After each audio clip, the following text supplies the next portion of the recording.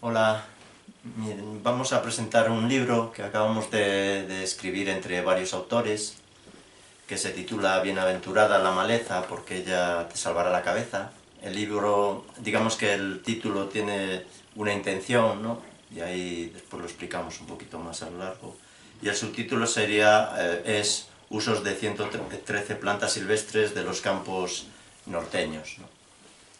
El libro son dos partes, una parte teórica, que hablaremos un poco de ella ahora, y una parte práctica, que son fichas, que hablaremos un poquito al final. El libro viene montado en una carpeta de fichas, de anillas, donde va la parte teórica y la parte práctica de las fichas. Bueno, la parte teórica lo hemos escribido entre 8 personas. Patri, que es la chica que hace la receta de las plantas, cada planta silvestre lleva una receta culinaria.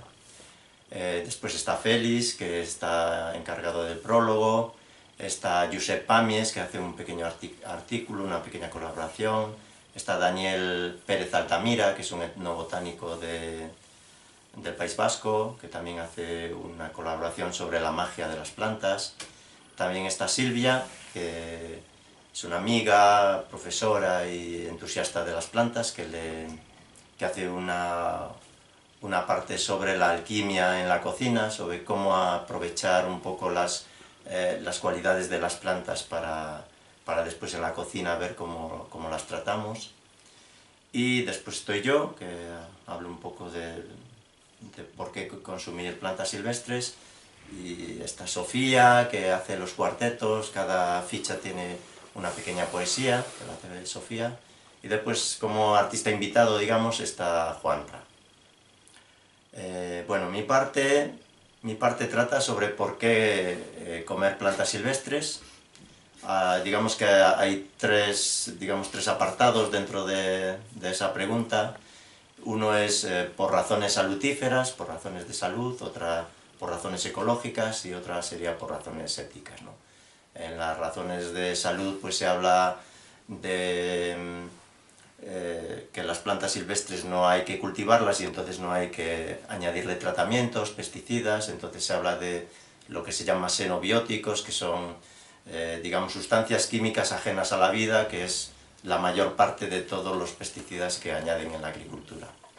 Después se habla de la calidad nutritiva de las plantas silvestres, se coge mucha información, sobre todo del Departamento Americano de Agricultura, que tiene bastante información sobre todo sobre las plantas cultivadas, pero también sobre algunas silvestres. Decir que la información sobre silvestres es muy escasa, hay muy pocos estudios, entonces he intentado, bueno, coger lo que hay, porque no hay mucho más, ¿no?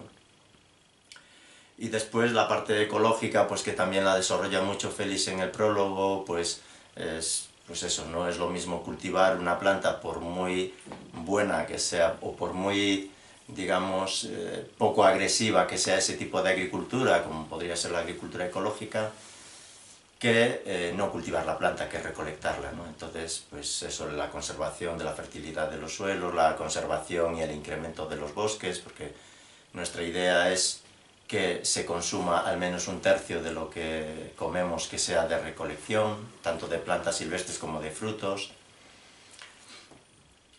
Y después serían las razones éticas, ¿no? Que ahí hablo un poco de cuál era lo que movía un poco a los recolectores cazadores y comparar un poco con la agricultura. Tampoco me meto mucho más porque también Félix en el prólogo pues un poco desarrolla también estos temas. Y después, por último, se habla de dos cosas que se suele pues inculcar mucho miedo desde fuera, que es un poco los antinutrientes, porque bueno, mucha gente siempre te pregunta, ¿y los oxalatos? ¿Y nos van a dañar? Y tal. Entonces desarrollo, pues, no sé si son los 6 antinutrientes más típicos, más frecuentes en las plantas, y se da información, ¿no? Para ver la forma de utilizarlos, gente que pues padece de algunas enfermedades, pues que tenga cuidado con plantas que llevan estos antinutrientes, Y después se habla también de la duela del hígado, de la fasciola hepática, que es un parásito que si no estás atento donde recolectas las plantas y cómo las cocinas, pues que te puedes infectar. Entonces se da información para que con la información la gente tenga la libertad y no el miedo de consumir esa planta, ¿no?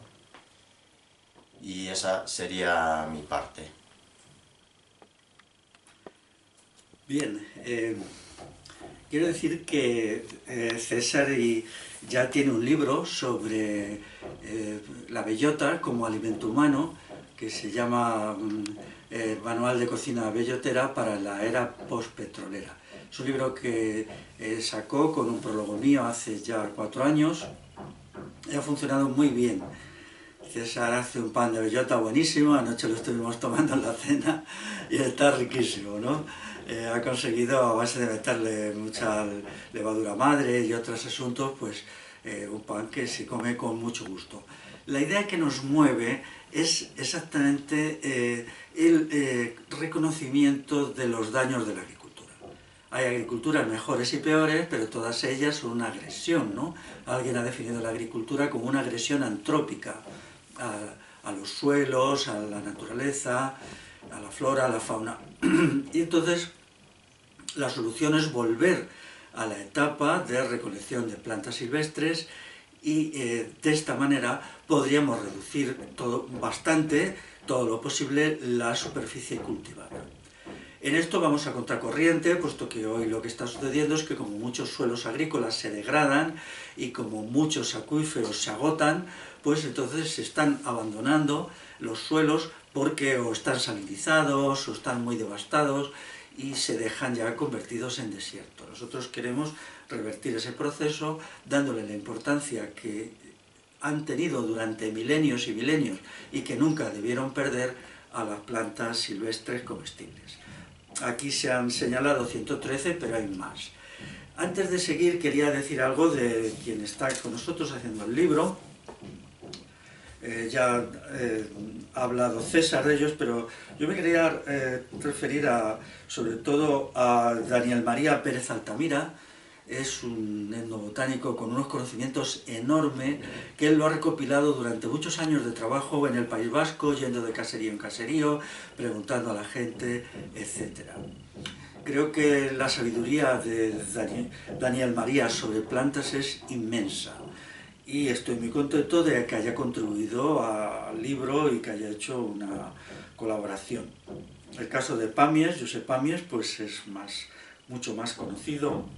Pàmies se dedica sobre todo a las plantas medicinales, pero en las fichas que hay aquí siempre se añade, en las fichas de nuestro libro, una parte del uso medicinal y uso comestible. Es decir, si lo veis aquí, por ejemplo, esta ficha, pues aquí está el uso comestible y aquí está el uso medicinal de la planta correspondiente.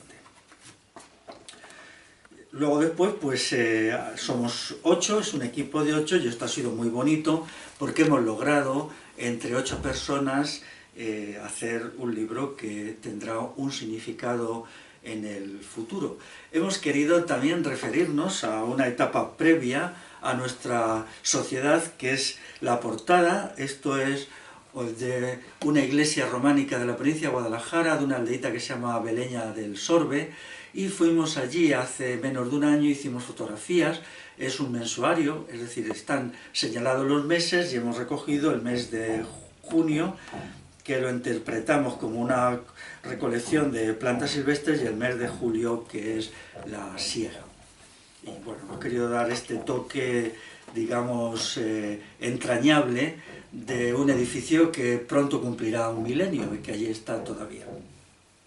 La parte mía, que viene en el libro, digamos, explicativo, se llama, el título es Las malas hierbas y el proyecto de una nueva civilización.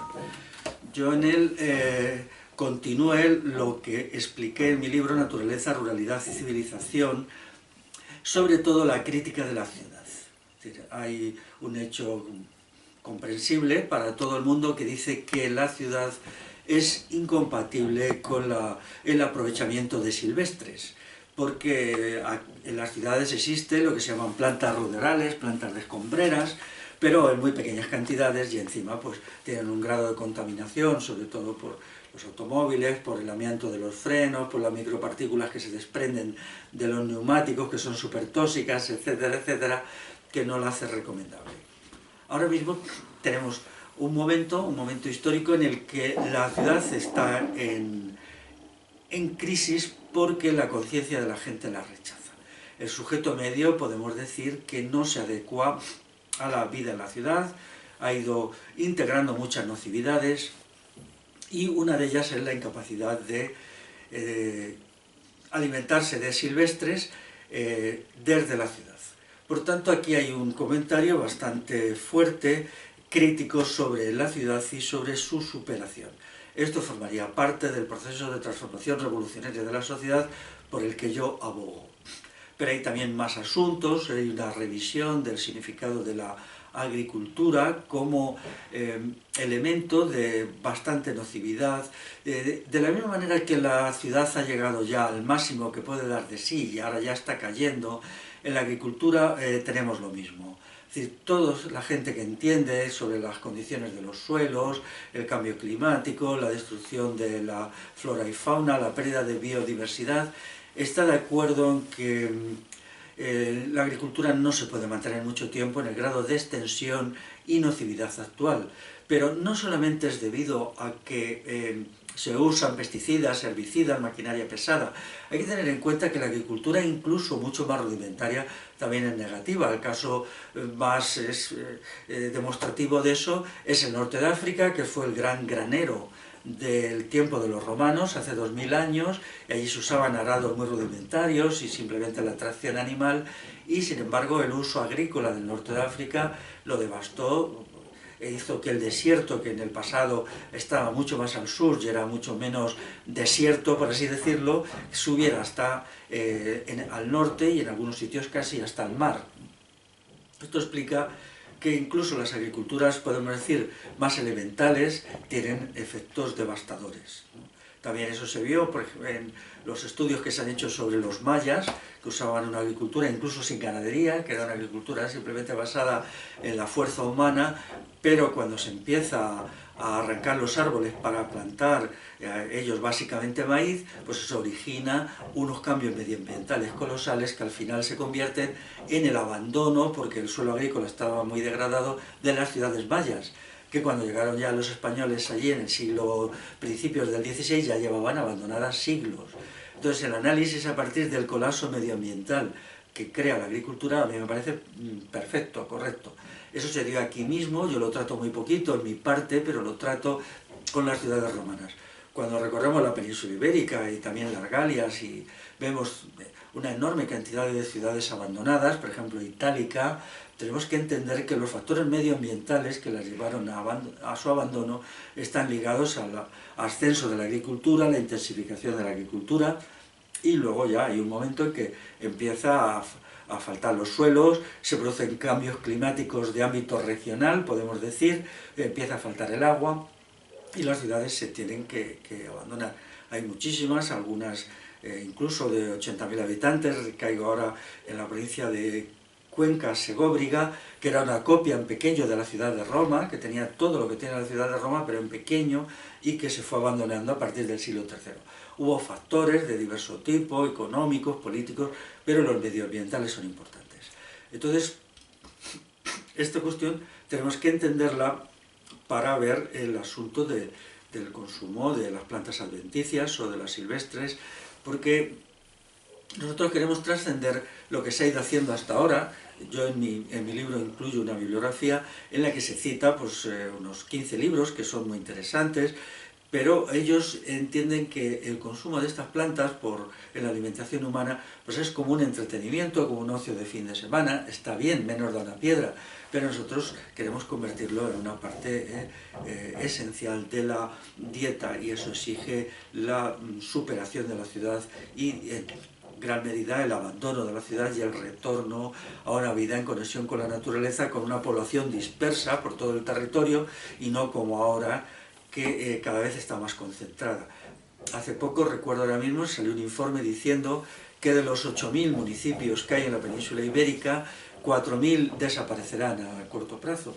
Eso indica hasta qué punto se ha producido un fenómeno de concentración que es destructivo, ¿no? Vemos las grandes ciudades que ya no pueden abastecerse suficientemente de agua. Esto lo cito para el caso de Madrid. El sistema de grandes presas que hay en la Sierra de Madrid no es capaz ya de abastecer de agua a todo lo que es Madrid y su cinturón metropolitano.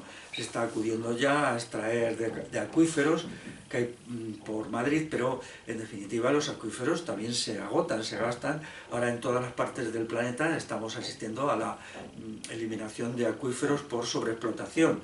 En La Mancha es un caso bastante conocido, pero también hay en Estados Unidos, en algunas zonas que han sido muy prósperas porque se usaba grandes cantidades de agua del subsuelo y ahora se están teniendo que abandonar precisamente por esto.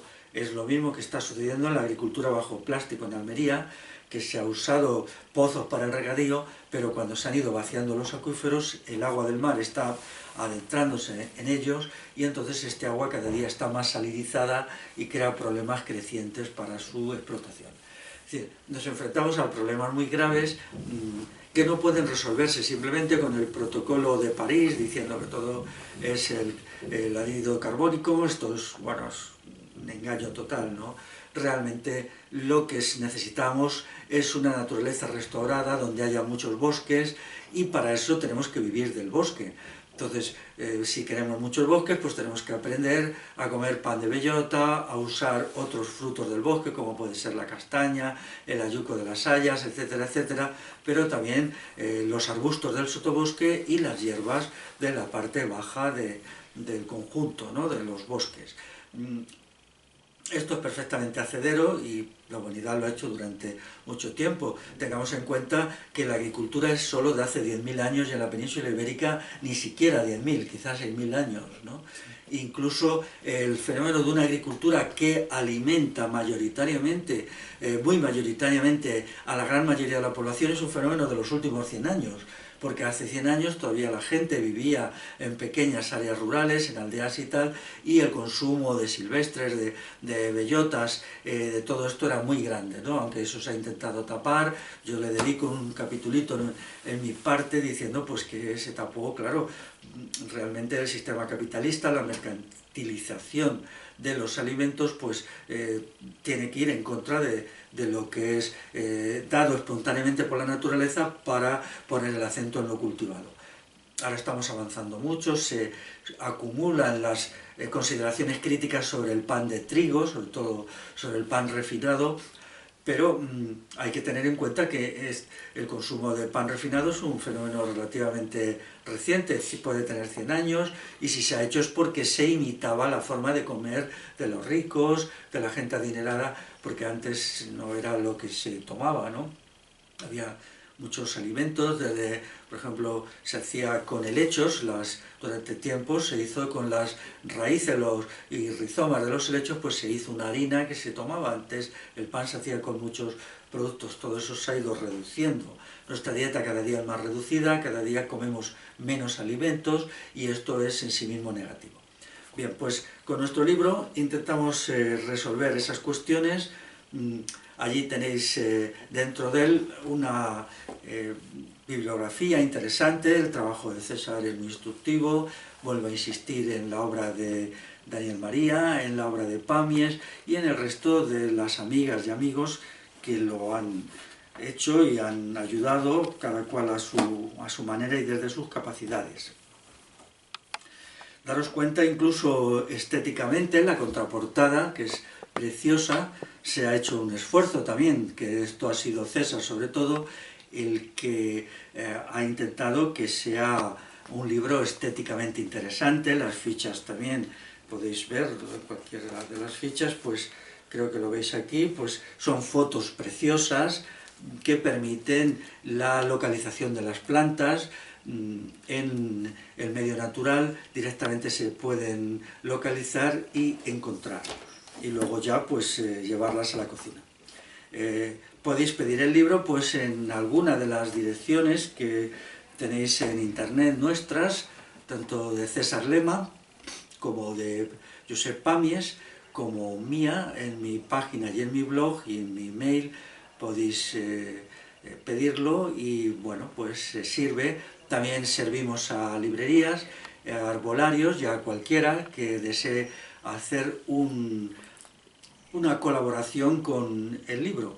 Y si alguien quiere incluso sumarse a un equipillo de trabajo que estamos haciendo para difundir, para estudiar más, que tenga análisis suyos de silvestres y que al mismo tiempo conozca, porque haya hecho trabajo de campo, algunas o muchas que a nosotros se nos han escapado, pues poneos en contacto con nosotros y iremos adelante con este equipillo que no pretendemos que esté solo funcionando unos meses, sino que tenga una persistencia de años para que podamos seguir trabajando este asunto en todos sus aspectos, desde ir a la cocina hasta el significado medioambiental de la agricultura y sus nocividades. Yo estoy muy interesado en alguien que quisiera por ahí trabajar la crítica de la agricultura.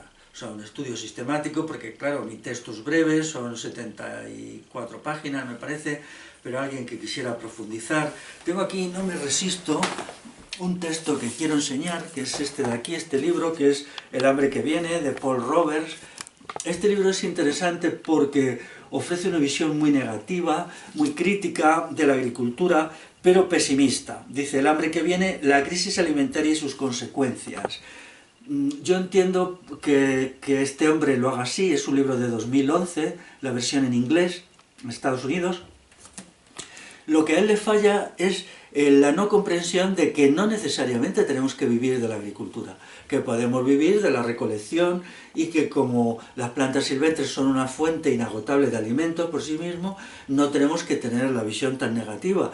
Él en el libro pasa revista a todas las agriculturas, incluida la ecológica, y hace de todas ellas valoraciones en definitiva negativas. Yo estoy de acuerdo, pero al final no llega a ninguna conclusión.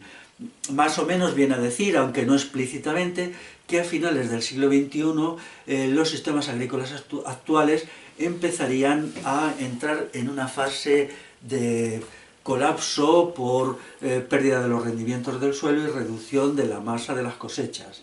Yo estoy de acuerdo con eso, pero no lo veo de una manera tan catastrófica, incluso apocalíptica como él. Bueno, pues esto es todo, lo dejamos aquí y esperamos que entendáis y estéis con nosotros en la lucha por recuperar el medio ambiente, por ir acorralando las ciudades y por comer silvestres.